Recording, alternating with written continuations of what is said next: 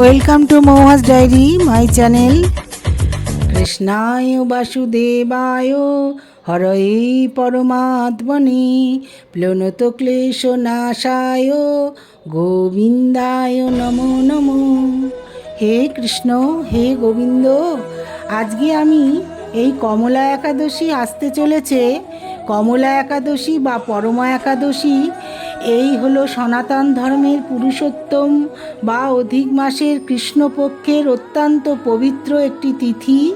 এই ব্রতটি ভগবান বিষ্ণু এবং মাতা লক্ষ্মীর অপার কৃপা লাভের জন্যে শ্রেষ্ঠ বলে মানা হয়। এটি পাপমোচন, দারিদ্র্য দূরীকরণ এবং বৈভব প্রাপ্তির একটি অত্যন্ত ফলপ্রসূ ব্রত। এই কমলা একাদশীর মাহাত্ম্য পাপ বিনাশ, মোক্ষ প্রাপ্তি।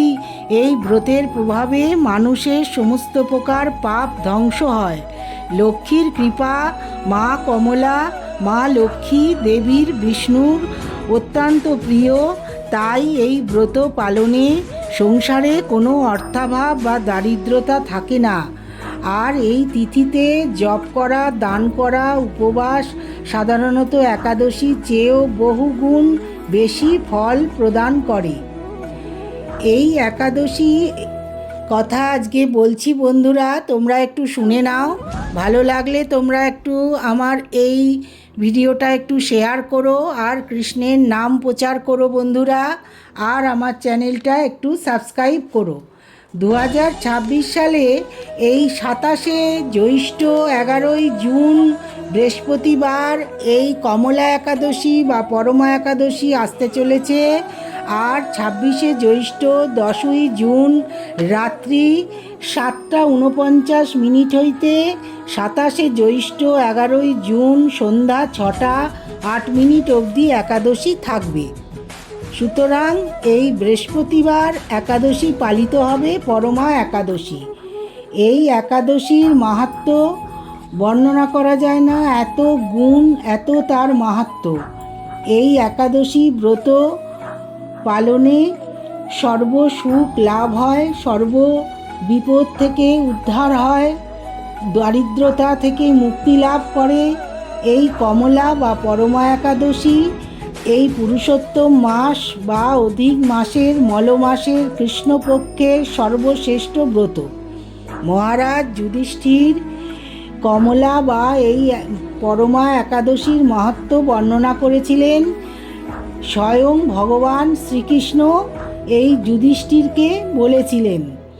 একদা কৃষ্ণের সাথে একান্ত আলাপচারিতায় এই পাণ্ডুপুত্র যুধিষ্ঠিরের কাছে শ্রীকৃষ্ণ বলেছিলেন যে এই পুরুষোত্তম মাসের শুক্লপক্ষের একাদশী তিথি ব্রতকথা, আচার নিয়ম আপনার কাছ থেকে জেনেছি। এবার কৃপা করে এই অধিক মাস বা মলমাস পুরুষোত্তম মাসের কৃষ্ণপক্ষের একাদশীর নাম বা মাহাত্ম্য, পালনীয় বিধি, এর ফলাফল সম্পর্কে বলুন। শুক্লপক্ষের পুরুষোত্তম মাসের শুক্লপক্ষের পদ্মিনী একাদশীর কথা বলেছি বন্ধুরা, তোমরা শুনেছ। সেইটাই ভগবান শ্রীকৃষ্ণকে যুধিষ্ঠির বললেন যে শুক্লপক্ষের পদ্মিনী একাদশীর কথা শুনেছি, এবারে এই কৃষ্ণপক্ষের কি একাদশী সেই সম্বন্ধে বলুন। উত্তরে শ্রীকৃষ্ণ সন্তুষ্ট চিত্তে যুধিষ্ঠিরকে বললেন যে এই পরমা বা কমলা একাদশীতে পালনীয় বিধি পদ্মিনী একাদশী তিথিতে পালনীয় বিধির মতোই অভিন্ন। অন্যান্য একাদশী তিথির মতোই এই একাদশীও একইভাবে পালন করতে হবে। দশমীর দিন থেকেই কাঁসার পাত্রে ভোজন, মুসুর ডাল, ছোলা, শাক, অপরের অন্ন বা আমিষ বর্জন করতে হয়। পরের দিন স্নান করে সুগন্ধি ধূপ, দীপ, চন্দনাদি দিয়ে নৈবেদ্য দিয়ে ভগবান বিষ্ণুর পুজো করতে হয়। রাত্রিরেতে জাগ্রত থেকে ভগবানের নাম গুণকীর্তন করতে হয়। পদ্মিনী একাদশীর মতোই এই কমলা বা পরমা একাদশীর ব্রত সুখদাত্রী, মুক্তিদানকারী, আনন্দ প্রদানকারী, পবিত্র এবং পাপ বিনাশিনী। এই সকল কারণে এই একাদশীর নাম পরমা। পরমা একাদশীর বিধি ও নিয়মকানুন বর্ণনা করার পর ভগবান শ্রীকৃষ্ণ এবার পরমা একাদশী মাহাত্ম্য বর্ণনা শুরু করলেন। তিনি যুধিষ্ঠিরকে বললেন, হে মহারাজ যুধিষ্ঠির, পরমা একাদশী কেন এই অবশ্যই পালনীয়, এই একাদশীর প্রভাবে কী ধরনের ফল পাওয়া যায় সে বিষয়ে একটু কাহিনী বা কিছু আমাদের বর্ণনা করুন। একদা আমি যখন শ্রীকৃষ্ণ বলছেন যে তিনি কাম্পিল্য নগরে একবার ভ্রমণ করছিলেন, তখন সেখানকার কিছু সাধু সন্ন্যাসী ও মুনি ঋষিদের সান্নিধ্য লাভ করার সুযোগ হয়েছিল তার, এবং পরমা একাদশী মাহাত্ম্য ব্রতকথা কাহিনী শ্রীকৃষ্ণ সেই মুনি ঋষিদের মুখেই শ্রবণ করেছিলেন। পুরাকালে কাম্পিল্য নগরে সুমিধা নামে এক হতদরিদ্র ব্রাহ্মণ বাস করতেন। তার স্ত্রীর নাম ছিল পবিত্রা। দেবী পবিত্রা ছিলেন অত্যন্ত সাধ্বী ও পতিব্রতা, কিন্তু পূর্বে কৃত কিছু কর্মফলের কারণে সুমেধা নামের এই ব্রাহ্মণ ধনহীন হয়ে পড়েন। তার অবস্থা এতটাই শোচনীয় ছিল যে গৃহীদের কাছে ভিক্ষা চেয়েও তার কপালে কিছুই জুটত না, কিন্তু তা সত্ত্বেও তার পতিব্রতা স্ত্রী তাকে নিষ্ঠা সহকারে পতিসেবা করতেন। তিনি এতটাই ত্যাগী ছিলেন যে গৃহে অতিথি আসলে তাদের সেবা করার পরে প্রয়োজন পড়লে তিনি নিজে অনাহারে থাকতেন। দেবী পবিত্রা কখনোই তার স্বামীকে বলতেন না যে ঘরে অন্ন নেই, ভোজ্য নেই, কিছু নেই। কিন্তু দিনের পর দিন অনাহার ও অর্ধাহারে থাকার পরে ক্রমে ক্রমে শারীরিক অবস্থার অবনতি ঘটতে লাগলো এই পতিব্রতা নারীর। তাই পত্নীর শারীরিক দুরবস্থার কথা চিন্তা করে ব্রাহ্মণ সুমেধা নিজের ভাগ্যকেই দোষ দিতে লাগলেন। একদিন ব্রাহ্মণ তার পত্নীকে বললেন যে, আমাকে নিজ মুখে তুমি না বললেও আমি তোমার কষ্ট বুঝি। তোমার জীর্ণ শরীর এই অর্থাহার অনাহারের বোঝা বইতে পারছে না। তুমি বলো আমি কি করব? শত চেষ্টা করেও আমি ধনবান মানুষদের কাছে ভিক্ষা চেয়ে পাই না।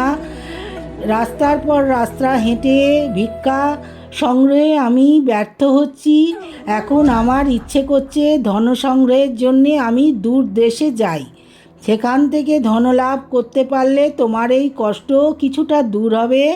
তুমি আমাকে দূর দেশে ভিক্ষা সংগ্রহের জন্যে যেতে অনুমতি দাও। ব্রাহ্মণ পত্নী তখন হেসে স্বামীকে বললেন, হে স্বামী, এই জগতে প্রত্যেক মানুষ তার পূর্বসঞ্চিত ফল ভোগ করে। তাই হয়তো আমরা পূর্বজন্মের কোনো সঞ্চিত ফল না থাকলে স্বর্ণ পর্বতে গেলেও কিছু পাওয়া যাবে না। পূর্বজন্মে আমি বা আপনি কেউই হয়তো আমাদের ধনসম্পদ কোনো কিছুই সৎপাত্রে দান করিনি, সেই কারণেই আজ আমাদের এই দুর্দশা।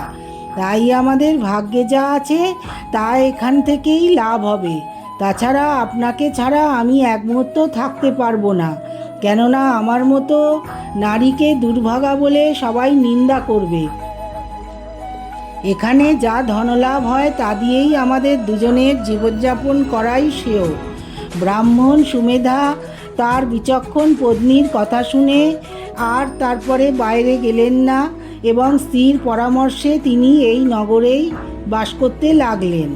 একদিন ভগবানের আয়োজনে মুনিশ্রেষ্ঠ কৌণ্ডিন্য পদার্পণ করলেন এই কৌমিল্য নগরের সুমেধার পর্ণ কুঠিরে। এমন বরেণ্য ঋষির দর্শন পেয়ে অত্যন্ত আনন্দিত হলেন এই সুমেধা ব্রাহ্মণ ও তার পত্নী। সস্ত্রীক মুনিকে সাষ্টাঙ্গে প্রণাম করে এবং কৌণ্ডিন্য মুনির পা ধুইয়ে দিলেন এবং তাকে আপ্যায়ন করলেন। এরপর সুন্দর আসনে বসিয়ে তার পুজো করলেন এবং পদসেবা করলেন। তাদের কুটিরে সঞ্চিত সামান্য কিছু ভোজন এনে ওই দম্পতি আনন্দ সহকারে মুনিকে ভোজন করালেন। তাদের আয়োজন অতি সামান্য হলেও তাতে ভক্তি, আন্তরিকতা ও সেবার কোনো ত্রুটি ছিল না। তাই মহামুনি কৌণ্ডিন্য তাদের আপ্যায়নে অত্যন্ত প্রীত হলেন। ঋষির ভোজন সমাপন হওয়ার পরেই ব্রাহ্মণ পত্নী ঋষি কৌণ্ডিন্যকে জিজ্ঞাসা করলেন, হে মুনিবর, আমরা অতি দরিদ্র, অনেক কষ্ট করছি, ভিক্ষা পাই না, কপালে ভিক্ষাও জোটে না, তাই দয়া করে আমাদের এই সামান্য আয়োজনে আপনি পরিতৃপ্ত হন। ব্রাহ্মণ পত্নীর ভক্তিতে আবার প্রসন্ন হয়ে মহামুনি কৌণ্ডিন্য হেসে তার পত্নীকে বললেন যে, হে মুনিবর, আমার স্বামী আমাকে এখানে রেখে ভিক্ষার জন্যে দূর দেশে যেতে চাইছে, কিন্তু আমি তাকে যেতে দিইনি।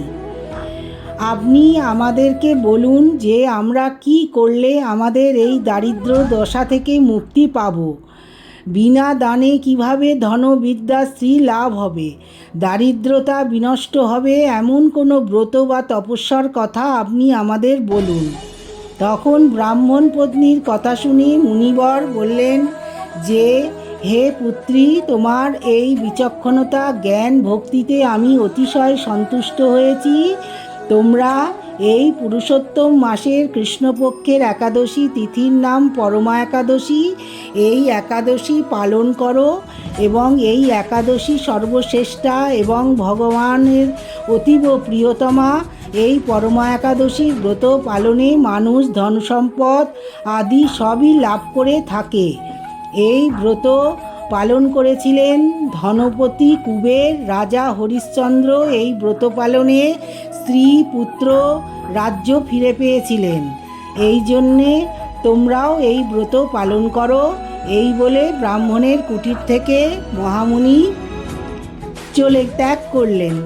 তারপরে তারা এই পরমা একাদশী বা কমলা একাদশীর ব্রত পালন করলেন। এই দম্পতি এই ব্রত পালনের ফলে, খুব নিষ্ঠা সহকারে পালনের ফলে তারা অধিক সম্পত্তি লাভ করলেন এবং বাড়ি, গাভী দান করল এই ব্রাহ্মণকে।